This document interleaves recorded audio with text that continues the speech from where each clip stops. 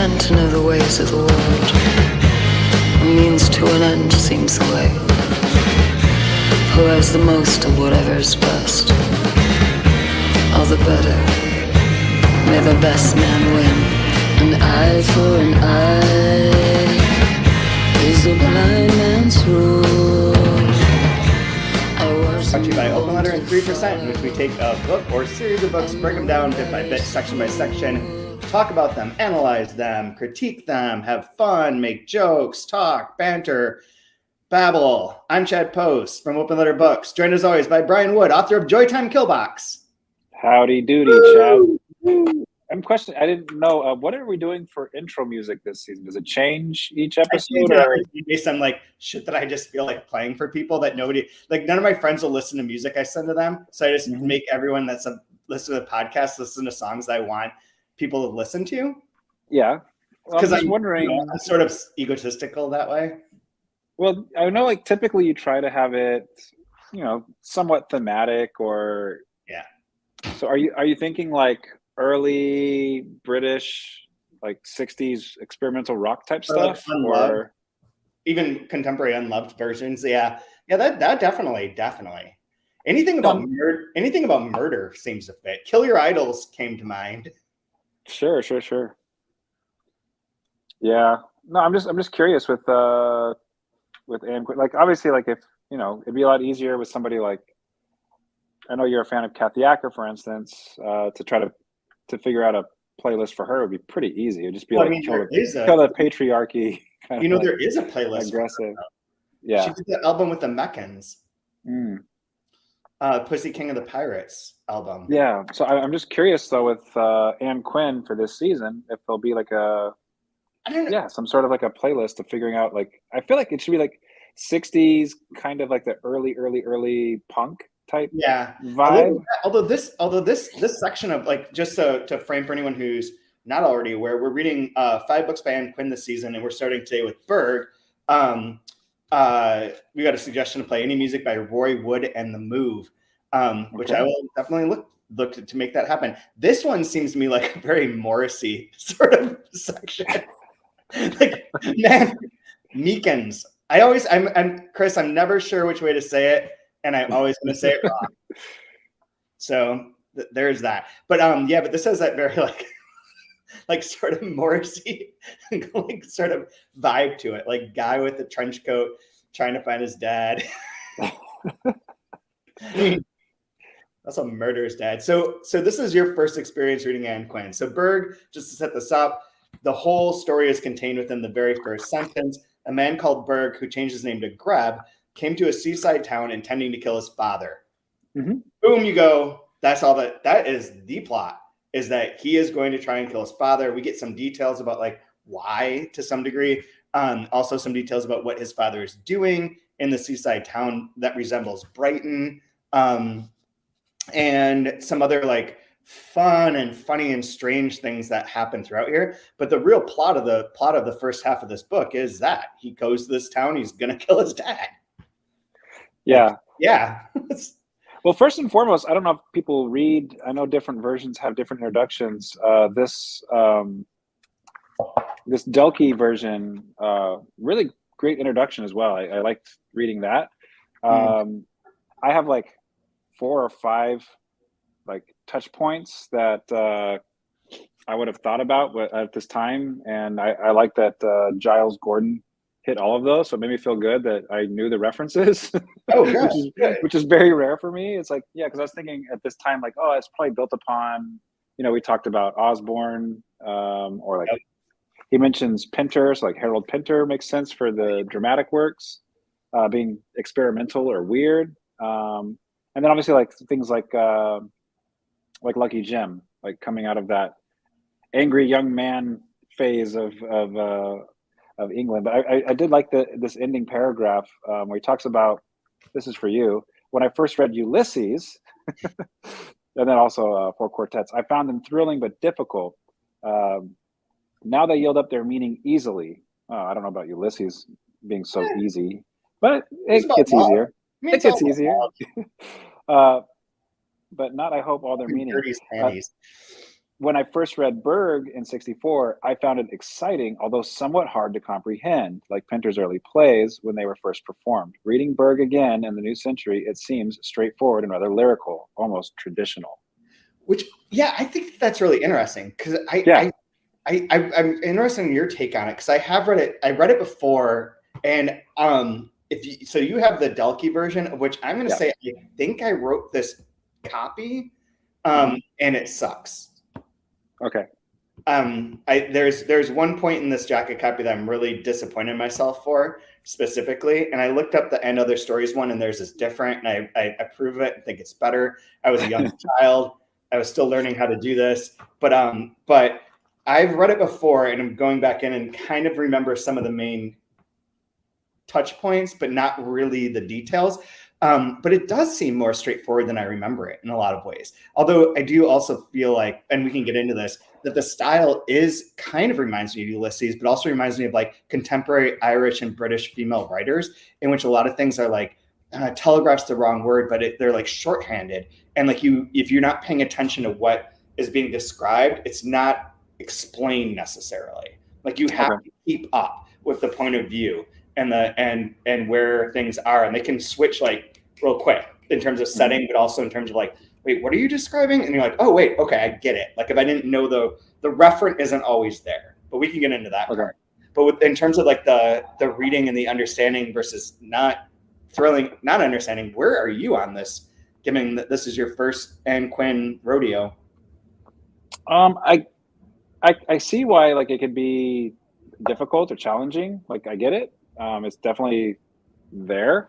If you're not used to reading something like that, like with it being so clipped, and it's almost like flashes of images and kind of just like you're going through photos really fast, and like that's the story, is looking at these brief little images.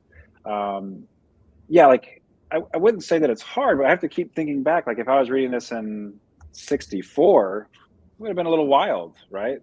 So I have that, I have the advantage of reading a lot of postmodern literature. So it's not, it's not that bizarre if you've read any postmodern literature. But yeah, like it kind of, again, I could see like in that vein, or in that kind of, if we're siloing artists and authors, like it's definitely has that feel of like the Burroughs and the Ackers and Ann Quin, and like where it's kind of edgy, subversive, it's clipped, it seems like some stuff can just be placed wherever. So yeah, it's got that, like, I like how pared down. I mean, I really like the pared down nature of the writing, where there's not a lot of superfluous words or descriptions. There's not a lot of extra added in there. It's just like very lean, and at the same time, it's very lean, and yet nothing really happens. I mean, things kind of happen, but they kind of happen, not really. I mean, just the first sentence, right? Window blurred by out of season spray. Yep. That's where I was like, this is, we're in Ulysses territory here. That's like a Joycean sort of sentence where you don't have to like, I don't know what the correct like grammatical terms are or not, but like the explaining of like providing the context in which that sentence has like a full image to it instead of just being the image. Yeah, because like if we put our editor hats on, you'd almost want to take the first line out and start with the second line. Above the sea, overlooking the town, a body rolls upon a creaking bed. Like that's like the, what I mean? Like we start with the really solid concrete image of here I am, this is what's happening. But I don't know, it's almost like that just like slightly displaced first line, window blurred by out of season spray. Above the sea, like I love it. It works so much better. What I think is so interesting about this particular bit, to go on with this, so window blurred by out of season spray, above the sea, overlooking the town, a body rolls upon a creaking bed. Fish without fins, flat-headed, white-scaled, bound by a corridor room, dimensions rarely touched by the sun, Alistair Berg, hair restorer, curled wet toes, strung between heart and clock, nibbles in the half-light, and laughter from the dance hall opposite. That's everything. So if you read it like the first time, like he's like, okay, wow, that's a lot of like stuff. But you get, so he is in a room overlooking a dance hall, overlooking the sea, in a room that's like barely sees the sun. He is flat-headed and white-scaled. Fish without fins, I think of as being like beached whale version. Like, I don't think of Berg/Greb as being like an attractive man. I think of him as his dad as being sort of like the kind of worn down, like stereotypical portly salesman with like bad suits and like severe drinking problems. And then like the curled web toes, and his the things that are attributed to him is Alistair Berg is a hair restorer with curled web toes. Yeah. It's so clean, but like it also like makes you question. Above the sea, looking at the town, a body rolls upon a creaking bed. That rolls upon a creaking bed is perplexing the first time through, because I initially thought that he was on a train. Yeah. So that would make sense. So I have a really, I'm going to jump ahead and just give my like spoil sport part here, is that when you're talking about the 50s and like the Lucky Jim, the Angry Young Men thing, and how this kind of comes out of that and it subverts it, I feel like this is the depiction of an incel to the Angry Young Men's depiction of like the Angry Young Man as hero. Yeah. And I like it too, because again, it feels like you were talking about having like the hallmarks, but yeah, I mean, it's the different perspective of it as well. Because yeah, I mean, everything is championed by, these erudite white dudes that are down on their luck. Like, where's my Grand England? Where did it all go? Like, where's my inheritance? Kind of that. Yep. And like, there's a whole other side to it, and I think this is funny. It's really it's like really sharp. It's acerbic. It's funny. It's cutting. I really like that. This guy is like legitimately disturbed. Like the number of this character, and like we can go through this, and the number of times he talks about like his sexuality is like, a lot of hang-ups. Yeah. The Freudian aspect of wanting to kill his dad and sleep with his dad's mistress. I was with his mom. He sort of hints at that enough times that it's prevalent. He's like prone for violence. He's a very bad person. A lot of this is super funny. Like they're just like to give an example of that I think is specifically like one of the funnier lines that I mean, he's also like, here's another part that add into that is that it's referenced very much in passing, but he's in the war and he comes back sterile. So, and he's glad that he's not impotent. He's just sterile, which is better, but like also creates more of that incel sort of vibe to him in terms of his like interactions with women in particular. But on page 8 of the Delkey edition, which apologies for anyone who's doing the And Other Stories one, it's slightly different than ours, but those books didn't arrive, so we're just using the ones that we had at hand. But on page 8 of the Delkey one, very bottom, Daisy chained to the girl next door and envious of those who held between their legs a bigger daffodilly than your own. It's one of my favorite lines ever. Because it's both like kind of creepy and also like daffodilly for a penis. That's beautiful. That's strange. Yeah. Super fun. Super. Yeah. But so to give the actual plot part here for a second. So Berg, now called Greb, somehow nobody realizes that that's just Berg written backwards. I mean, that part's a little bit maybe unbelievable, but then again, if someone came up to me and said the name was Tosp, I probably wouldn't think twice about it until, I read it in a book. But he goes to essentially seaside town, essentially Brighton, where he has found out from his mom, Edith, that his dad is living. His dad has abandoned them. He went out for smokes or whatever and just never came back when Berg was a kid. And so he's got some hangups. His mom may or may not have been a prostitute. It's hinted at a couple times in here, but like never, again, not clearly enough to make it like something that I would want to like put in stone. So she has some resentment towards him. She loves her son. She takes care of her son. He goes off to be a salesman of hair restoration products, TONIC's BERG'S. Berg's best hair tonic. Defeat Delilah's damage, which is again is another like there's a lot of men versus women aspects in the section, and that's another one of them. And also like in 2 months you will be a new man. Yeah, if only. If only. Regain your masculinity. Dude, if my junk doesn't work. If I could get a full head of hair in 2 months and be a man, sign me up.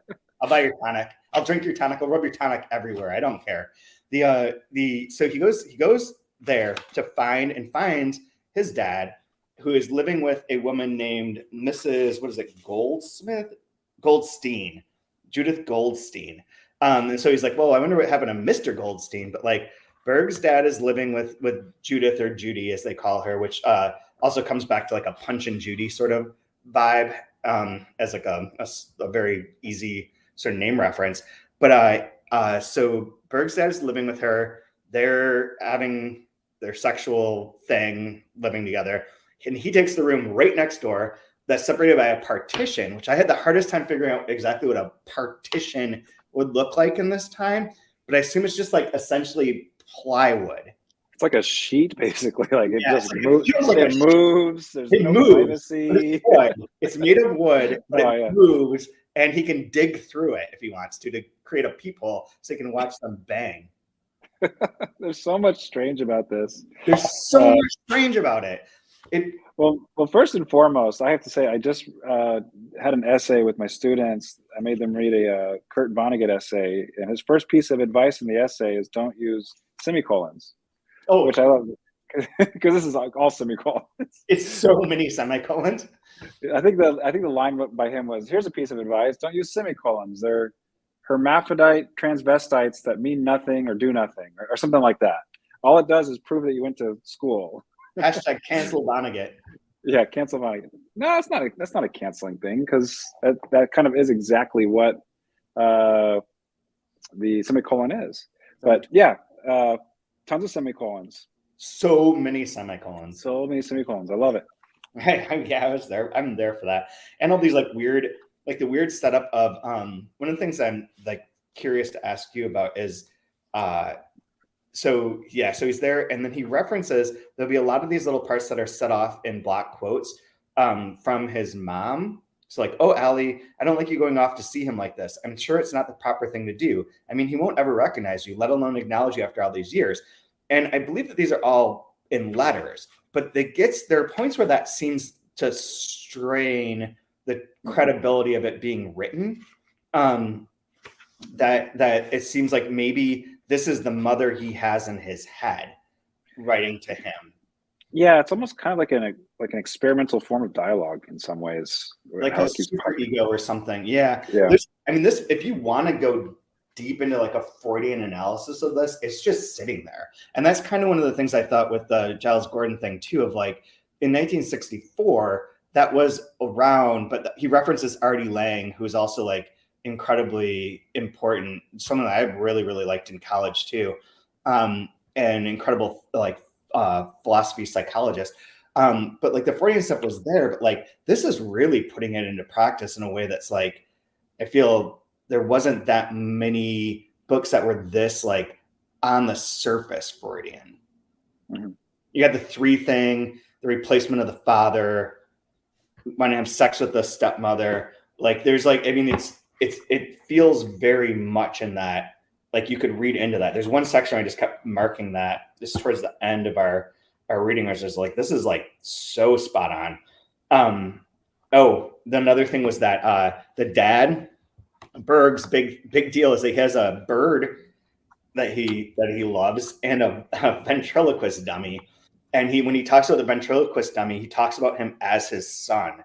Basically, he's like, I created him. I made him with my own hands. And you have like a nice parallel between Greb / Berg throwing the bird out down the stairs, down the fire escape, and then Judith throwing the ventriloquist dummy out the window in like sequential scenes as they both like do damage to the father's domain and property that they own. Yeah, I want to touch on that a little bit later when we get there, talking about the cat versus the bird, which I thought was great.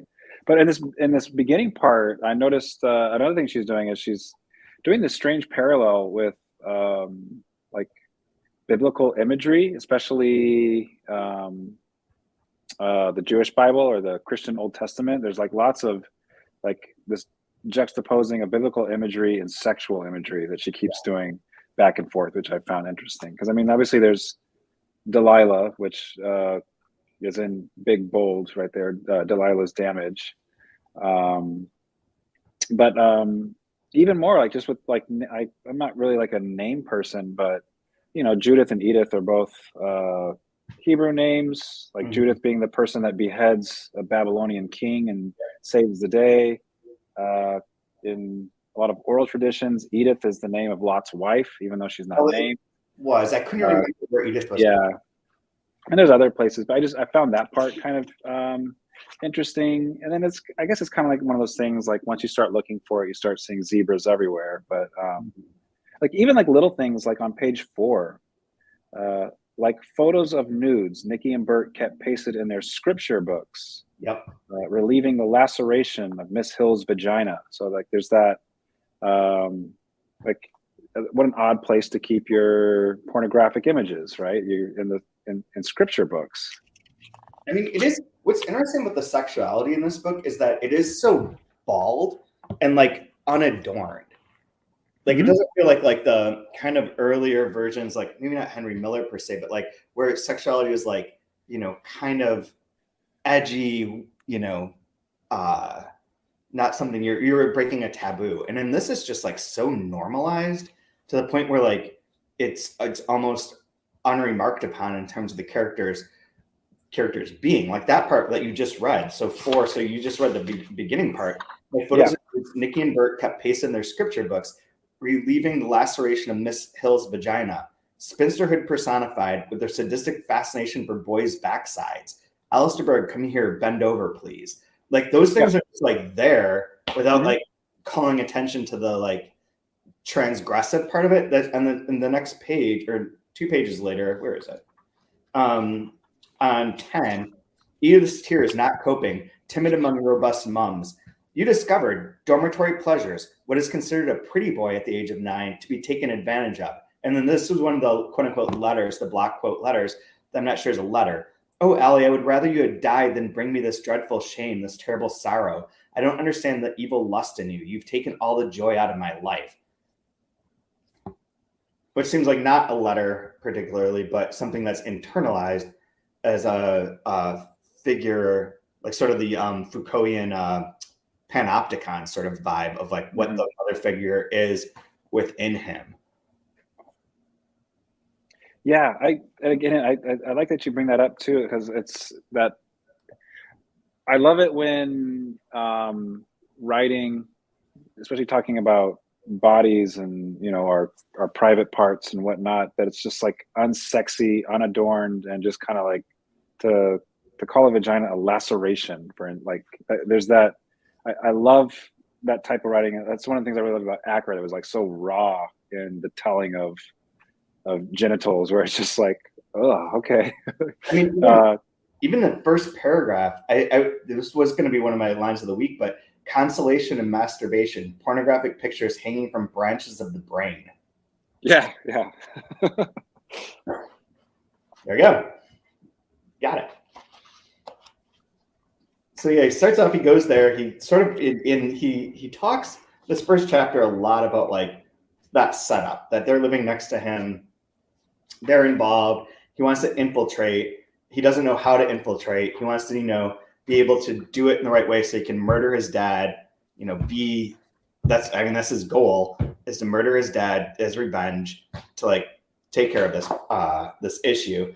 And it is during the first one that they do end up meeting, in which Berg and Greb meet, and isn't the first part where where his dad, or like whatever, Berg number 1, not Nathaniel, which also is a biblical name, he gets really drunk, and our character Berg brings him back to his room, lets him sleep in the bed and puke everywhere, and goes to talk to Judith and sort of start infiltrating them in that way.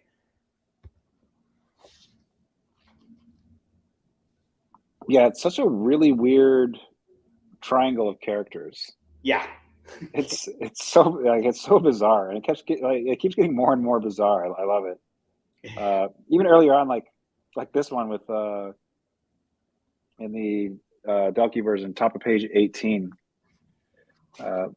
Berg smiled while Judith blew smoke rings, stroked the cat that spread itself upon her lap, paws kneading the satin-covered knees. Sebastian's a lovely pussy then, isn't he a dear? He keeps me company, you know, though Nathy doesn't really care for Sevi. She continued pressing her fingers into the fur as the creature's back arched. Loud purrs vibrated around the room. But then he's got Birdie. In fact, he takes more notice of that blasted budgie than me sometimes. Just this dripping sexuality of this scene, petting a cat, it's so good. And she's like, yeah, you're not knowing it's his dad. Berg just cares about that fucking bird. Exactly. I never want to feed and want to keep it in like a cloth or keep it under wraps. It's so funny. It's so strange, so good. It's so good. Related to there's thing I was gonna say that Sebi is like an internal. Sebi is a joke that as a name that I've used for a long time. So seeing it here was like where I was like, oh shit, I wonder if I ever picked it up from here initially. This may have been the origin of the Sebiness. So I don't know if there's anything else in that first chapter that's super important. I do like it that the cat scratched in its earth box instead of litter box. That's kind of fun. And she does a lot of play that's like feels obvious, like what you just read, where it's like scratch the needed the satin knees of the needed a knees part, but it sounds like good. It doesn't sound like a hack. It's very clever, but it's not precious or too cute. Yeah. Right. Which I sometimes it can go that way, and I think she does a great job. And it might be just like the cleanliness of the writing, how just going straight at the image and not dancing around it, that makes that not feel that way, but not so ornate. Yeah, it's super strong. The second, I was trying to find this as we were talking. I'm not sure if I missed one, but I think it's in the second chapter, beginning on 22, where the word action starts to become important.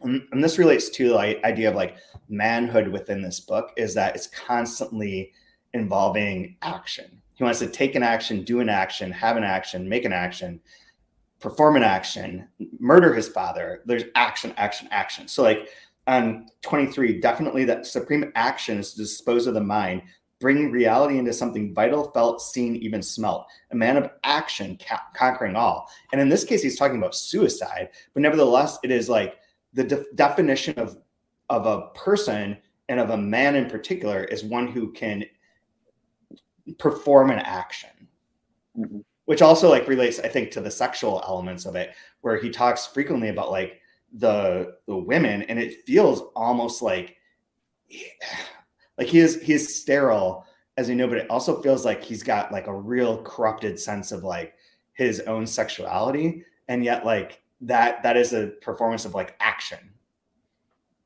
Yeah. If he can sleep with Judith, he'd phone Judith, persuade her to come out on the pretext of a destined clandestine affair. Yes, that's all that's necessary. He felt sure to play on her presumption, her emotional ambitiousness. For him, she would be the perfect revenge. Yep. Screw you, Dad. Yeah. You fucked your mistress. Yeah. I'm in a hotel and I'm going to get arrested. What in heaven's name did she see in the old man anyway? It would be almost worthwhile finding out their exact relationship, the real situation between them, before going any further. There's like in terms of the sexuality, I'm going to keep writing this because it's here so often.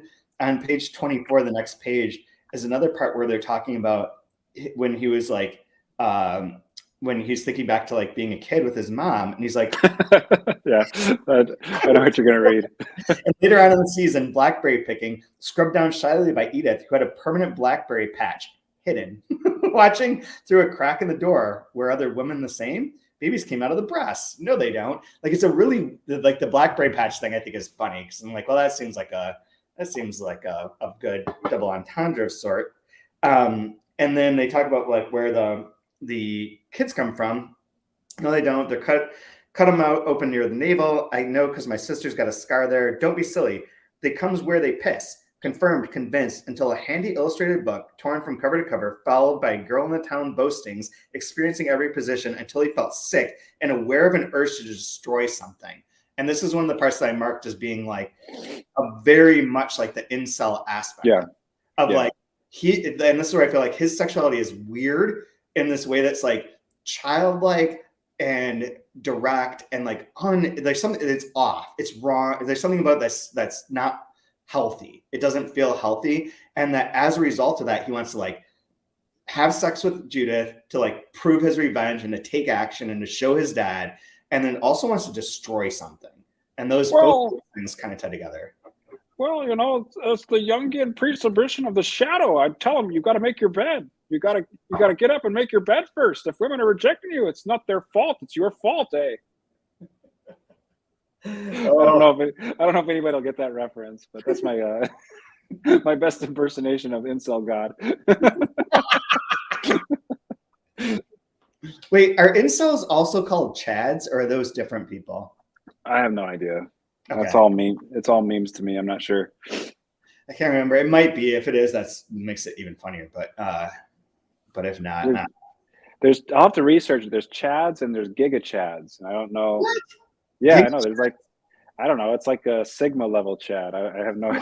I don't know these things, but on a semi-related, not at all note, I was trying to find a restaurant to go to for lunch today, and so I was Googling like restaurants near where my meeting was, right? And this one came up. If you're watching on YouTube, you can see that there's a restaurant called Sexually Harassed Customers in Minneapolis. What? What in the world? I assume it's a hack of some sorts or some sort of, but I'm also just like, your food looks gross, but like kind of in the mood for a little sexual harassment, you know? Gross food and gross service. Or 1+, if you know what I'm saying. Now, there was a place, I don't know if it's still there. They used to be in downtown San Diego. It's like Dick's Last Resort or something, where the staff very famously like harasses and makes fun of the customers. Oh, nice. Where like they, you know, hey, little dick, you numb nuts, you want some more water? Get it yourself. It's like that. Like, I don't know why you would go there, but it's a very West Coast dominatrix vibe. I know it's like an S&M kind of thing, but with nachos. I don't know. Nachos. Yeah. Eat that hot cheese. Eat that. Put that jalapeno right on your tongue. It burns. Burning is good for you. Yeah. No, I wrote in the margins the whole babies thing, and yeah, he's definitely like a misaligned, like he was misaligned as a youth, and like we're seeing the echoes of it now and the repercussions of it as an adult. I mean, yeah, replacing murdering your father and getting at him with his mistress. It's even more like dumb obvious is that right after that, so 24 is an urge to destroy something. 26 is where we can talk about the cat. A pussy cat jumps up on him, spraying, hanging sloth-like on Berg's arm. He caught hold of its tail and began swinging the cat out, hardly aware of the thud the creature made as it hit the wall. So you have like the urge to destroy, and then him killing a pussy by smashing it against a wall. While wiping his hands, he noticed how shredded they were. The blood stained his sleeves as well as his shirt cuffs, with bits of fur clinging to them. He walked away quickly. And then shortly after that is wanting to put his hands between Judith's breasts. Yeah.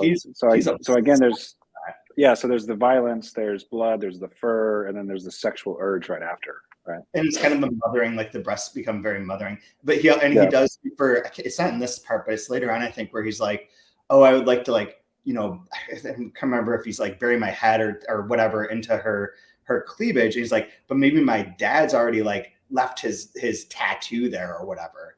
And like has like sort of been there before. So it's the sort of Freudian and sexual thing in this is like real ramped up, like real ramped up. But I do think it's so interesting because it is treated like he is our hero. We're following him. Yay. and like in another, this could very easily veer into like American Psycho territory. I was going to say Patrick Bateman if it was the 90s. Undercutting it in various ways and making him both like kind of a fool and also just like sort of pathetic. Like none of them have any money. Like his whole deal is he's selling hair tonic, where he's like, fuck, I should have done anything else because women don't want hair tonic. Like, this is only cut out half of my possible clientele. And when his dad leaves Judith, is like, I'm gonna go do a ventriloquist show. Yeah, that's why like I keep thinking it keeps kind of leaning. It's I think it's meant to be more funny. It has that that feeling of satire with the way everybody's acting, and maybe it's a satire of just Freud. Like people so interested in Freud, it's like, all right, I'll give you a Freud story here. Or those angry young men, like take exactly angry young men. You're like, I'm gonna conquer the world and take back like the land and beat my father, and she's like taking the piss out of you. This doesn't give anything away, but it is given away in the jacket copy, and this is the line I don't like. But in the end, when he does think he's killed his father at the end of our section, like he clearly has not. Mm-hmm. And that too is like he's done this. He's finally done the act. He's finally Dostoevsky, Crime and Punishment. What's that guy's name? Raskolnikov? Forget. But I'm boycotting all Russian stuff. Sorry. Oh, that's right. We're not allowed to talk about Tolstoy anymore. Hashtag no more Tolstoy. There's a special note from the university: no more Russian books. You can't. Yeah, not allowed. Not allowed. We can still do Nabokov though. We'll call him American. Yeah, he was Cornell. Yeah. He's good, but it's like kind of taking the piss out of all that anger and all that like, oh, you're like big and bad, and yet you're like sterile, don't understand sex. You kill a ventriloquist dummy. You're making money by selling hair tonic. Like you barely like. I always think of these people in here as being like so greasy, Well, it's just like a joke, right? I mean, these are even like Greb and Berg are kind of like just clownish. It's like he's a buffoon. Hey, Mr. Greb. Like if you said that to a person. Sorry to all our Greb last name listeners. Oh yeah, I'm sure they all live in Ohio, so it doesn't matter. Yeah, my last name's Wood, so it's fine. There you go.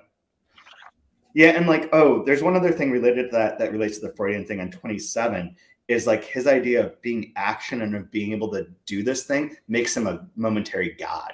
So there is that part of it, that Freudian sort of like drive angle, desire, power angle to it as well.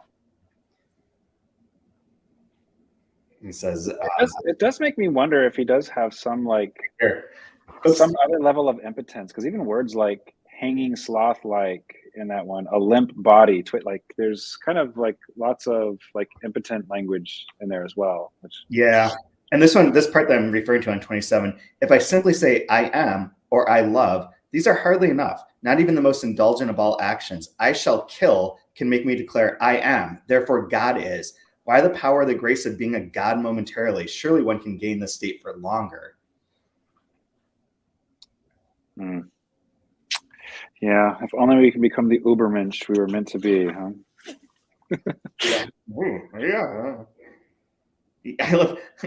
God, there's so much sexual content in this.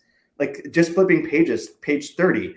He walked once around the trees until the pale sun became paler, and the hum of traffic, sounding like Atlantic breakers, drove him into a news theater where he masturbated during the adverts, and in the intervals followed the spotlight onto the white uniformed blonde usherette.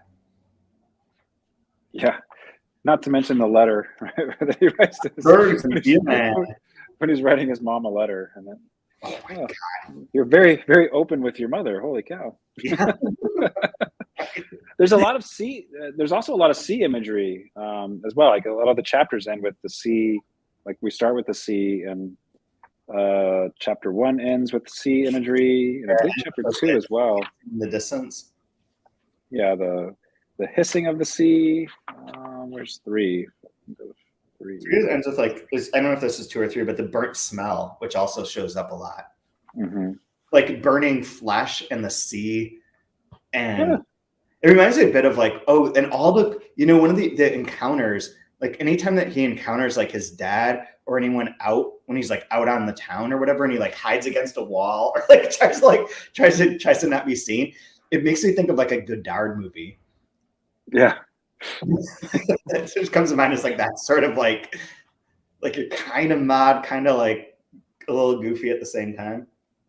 Well, like just like on page 58, the letter he's writing his mom. He's got the pencil and he's like putting in his mouth like a fang, thinking, what to write.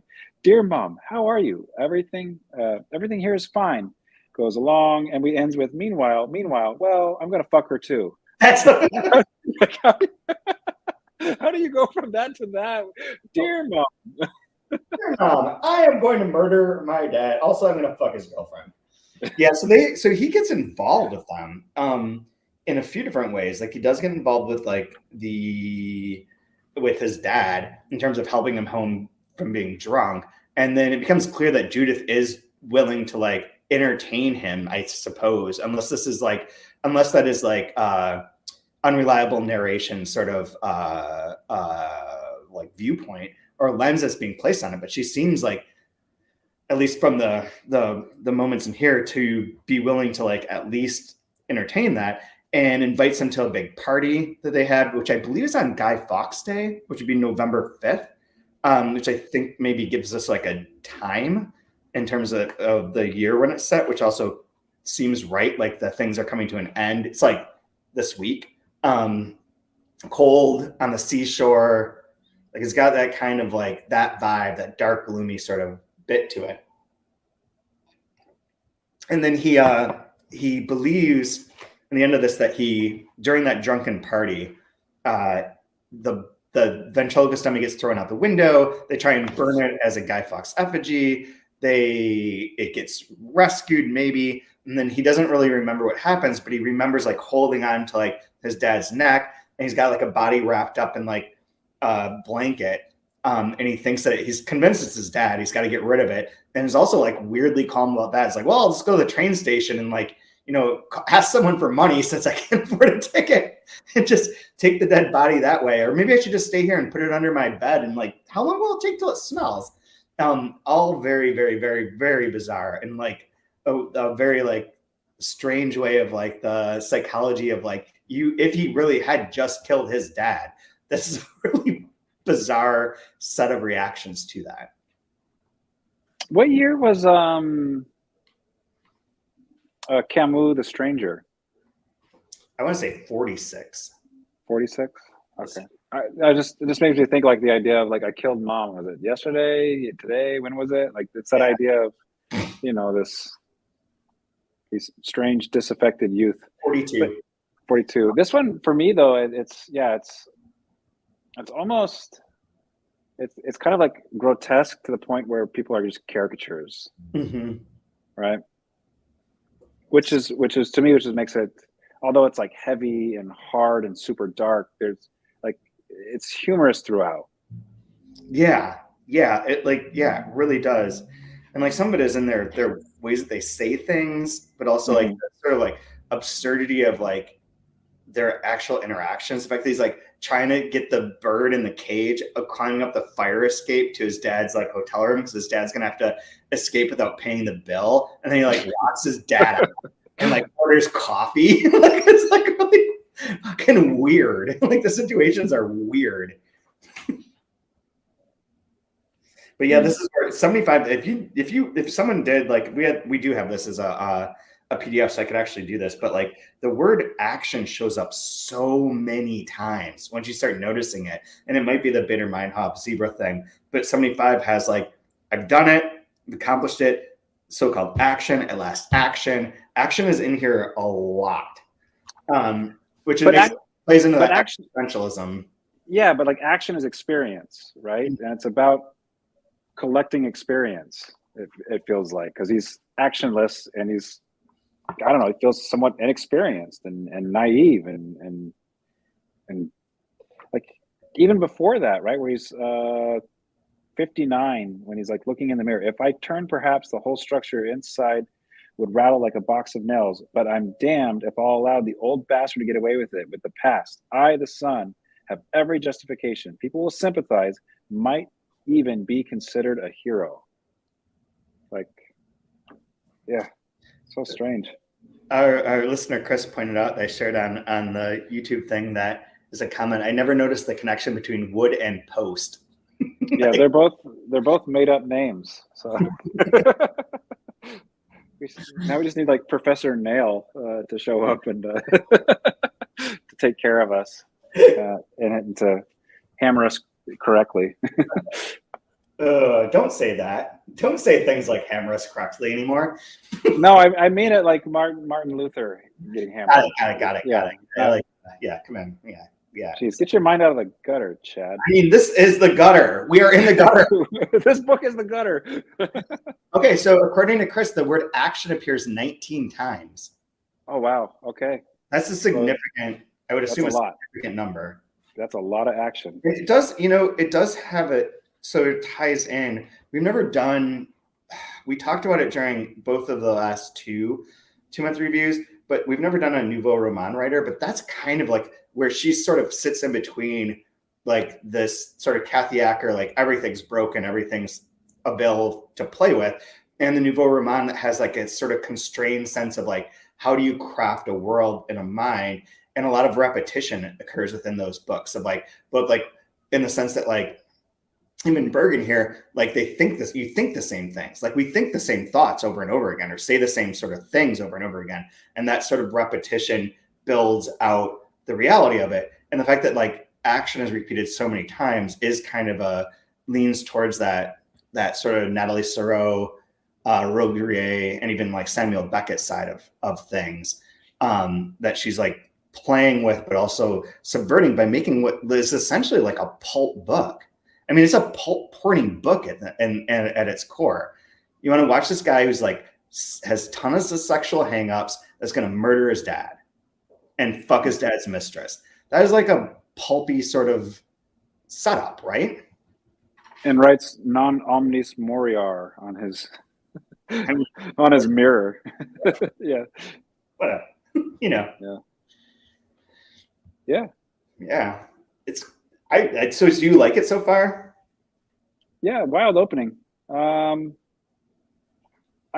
invested to finish it. I'm not sure how much I like it yet, but I think it's gonna pay off. So I'll reserve judgment, but yeah, I'm down.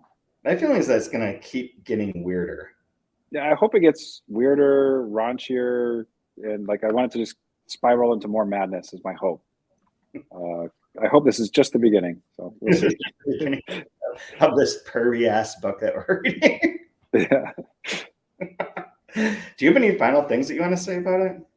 I'll see if I find a favorite line. All right, I have a favorite line. I'll do this one. Okay. It'll go with my circling all the biblical imagery that I found throughout, which I think she really did weave quite a bit in here. The Delkey version, page 57. Opposite a poster where the lettering had been broken up into spittle on the board. Christ died for your sins. That's in all caps. Isn't it enough to save myself? Oh, this was my favorite one, and this is a super Freudian one. Is on 65. So Berg and his dad are walking. They run into Judith. Berg's dad is going to is burying the bird, and she's like, "What are you doing?" And they're like, "Blah blah blah. You make me sick." And then he says they were obviously going to have a God Almighty row, and he would end up by being bait if he failed to be judge, which I think is also like really well put, but also is that Freudian thing of like the child between the arguing parents as being the mediator and judge of them. And he has served that function in relation to Edith and his dad, but not necessarily Judith and his dad in this situation. But like I like that a lot too. Yeah, I think she's great. I think reading this, like I was reading it on the plane yesterday. I'm like, I fucking love reading it. Like it's just fun. Yeah, it's really weird because it has that strangeness where with how tight and terse it is, like it's fast, like it feels like running on concrete. But then there's a depth to it where it's difficult to read it fast because you feel like you're missing so much, and so it puts you in this weird. I like it. I have to keep kind of like going back every so often and be like, wait, I'm not paying attention. Like that paragraph moved me somewhere else. Yeah, a constant uneasiness in a good way. We do have a mention that a few years ago there was a backlisted podcast that had a show about Berg as well. The mention of biographies in the works. I believe that is by Jennifer Hodson, who did the introduction for Unmapped Country and was the editor for it. I believe that she's working on a biography of Ann Quin, and we're hoping to have her on here as a bonus interview for all you Patreon subscribers. But I need to get in touch with her. She also worked for a brief time for Delkey as well. So she has lots of, I'm sure, things to say. But anyways, I don't have anything else for this week. So for next week, we finished the book. So we're done with the first of her novels. And that's it. Right on. I can't wait can brag to all my friends that I read a book. Yeah. Boom. In 2 weeks. In 2 weeks. That's it. All right. I'll see you next week. So quick and short. So yes, if you're listening, be sure and rate and review us on Apple Podcasts, wherever you get your podcasts, Spotify, Stitcher, whatever. If you would like what you hear, you can sponsor us on Patreon for, I think it's like $3 a month. And on there was anyone who's a Patreon subscriber has access to a chapter of Frances Booth's book on experimental British writing on just Ann Quin. Covers all the stories, covers all the novels. It's like significant and detailed. So sign up for that. You can download that PDF. We'll be back next week with more Berg talk, and then we will more Berg talk. Sounds pretty fun.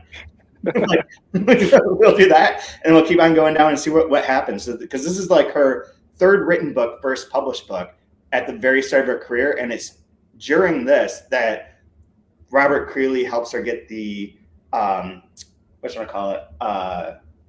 the prize, the award, the residency for the D.H. Lawrence residency that she comes to the U.S. and then ends up using that as the inspiration for triptychs. So like her career is really, this is that beginning moment before things start to get more experimental.